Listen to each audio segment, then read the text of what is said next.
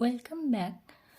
यहाँ पे हम करेंगे एक्सरसाइज 1.2 का क्वेश्चन नंबर 5। हम क्वेश्चन नंबर 4 तक सॉल्व कर चुके हैं प्रीवियस वीडियो में। अगर आप लोगों ने नहीं देखा तो वहाँ पे देख सकते हो जाके प्लेलिस्ट में।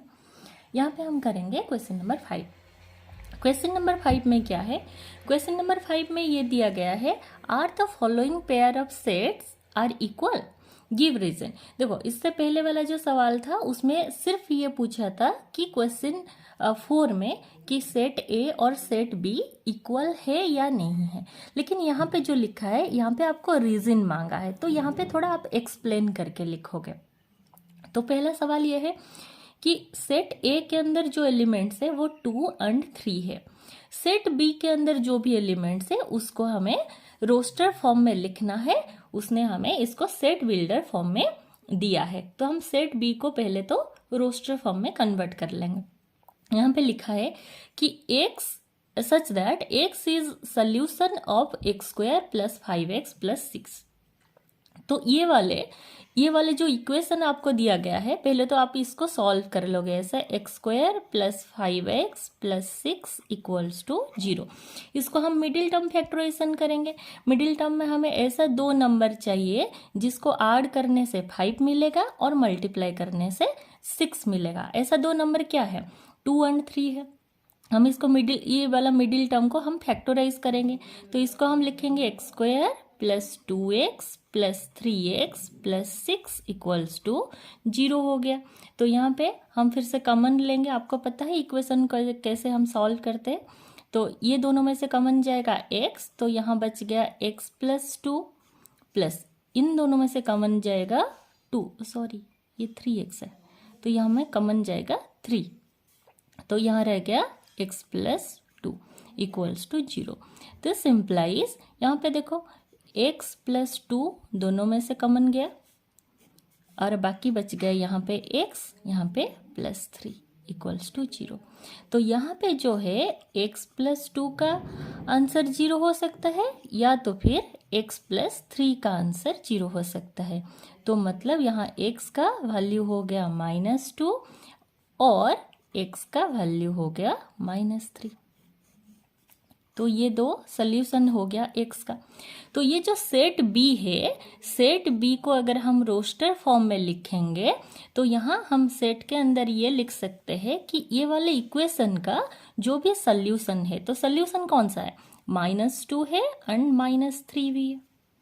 तो यहाँ पे जो सेट ए का एलिमेंट है 2 और 3 है। तो यहाँ पे क्या ये दोनों जो सेट है ये बराबर है? नहीं। आप सेट ए को ऐसे लिखोगे 2, 3 करके, फिर सेट बी को ऐसे लिखोगे, फिर बोलोगे इसका आंसर क्या हो जाएगा। अच्छा, इसको भी आप लिखना आंसर में, क्योंकि आपको सोल्यूशन चाहिए, तो आप रीजन पूछा है तो आप इसको भी ऐड कर सकते हो। उसके बाद ये लिखोगे, फिर लिखोगे so A is not equals to B. Set A set B का बराबर नहीं है। नेक्स्ट हम देखेंगे, सेकंड में दिया गया है कि x such that x is a letter in the word follow. Follow के अंदर जो भी फॉलो वर्ड के अंदर जो भी लेटर्स है वो एक सेट में आएगा। तो यहाँ पे अगर हम सोल्यूशन लिखेंगे तो कैसे लिखेंगे?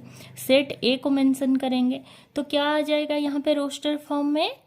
यही फॉलो के अंदर जो भी वर्ड है उसका लेटर कौन कौन सा है? एक तो एफ आ गया, और यहाँ पे ओ आ गया, यहाँ पे एल 2 बार लिखा है लेकिन 1 बार लिखा जाएगा, यहाँ पे डब्ल्यू है। तो इतना ही लेटर्स है जो कि फॉलो के अंदर है। ठीक है। सेट बी है। सेट बी में क्या दिया गया है कि Y such that Y is a letter in the word wolf. तो यहाँ पे उल्फ के अंदर क्या क्या वर्ड है? W है, O है, L एंड F।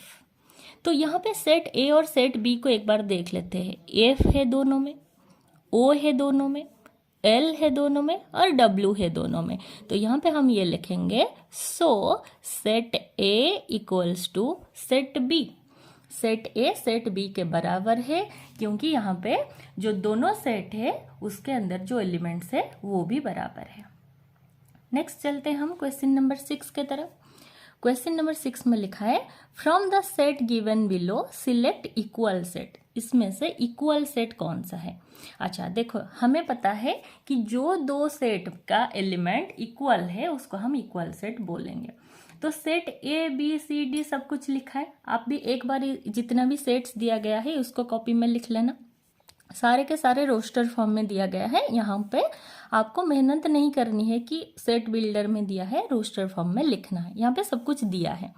तो हम एक बार देख लेते हैं। यहाँ पे लिखा है 2 4 8 12, और कहाँ पे है 2 4 8 12?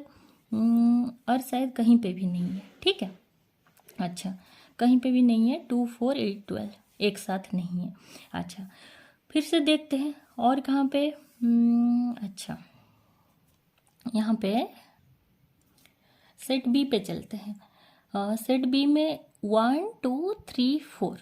अच्छा और कहीं पे सेट 1 2 3 4 है क्या? है यहाँ पे 1 2 3 4। अच्छा सेट बी जो है ये सेट डी के बराबर हो गया। क्यों? क्योंकि सेट बी के अंदर जितने भी एलिमेंट्स है वो सारे एलिमेंट्स सेट डी के अंदर है, और कहीं है नहीं, और कहीं भी नहीं है। तो यहाँ पे हम ये लिख सकते हैं कि here all elements of B is equals to all elements